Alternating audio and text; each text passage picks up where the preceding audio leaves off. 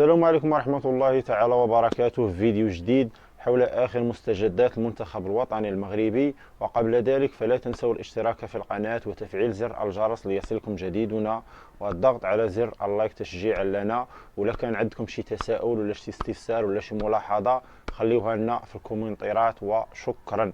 المنتخب الوطني المغربي كما شافوا المغاربة كاملين، الماتش اللي دار قدام بلجيكا يامس كان ماتش كبير وكبير بزاف، واللي غلب فيه المنتخب الوطني المغربي بجوج أهداف لصفر أمام بلجيكا، المصنف الثاني عالميا بحسب تصنيف الفيفا.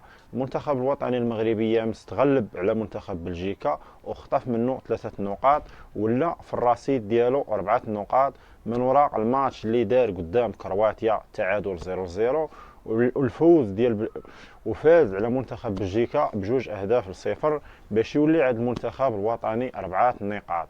واللي خاص المنتخب الوطني المغربي هو تعادل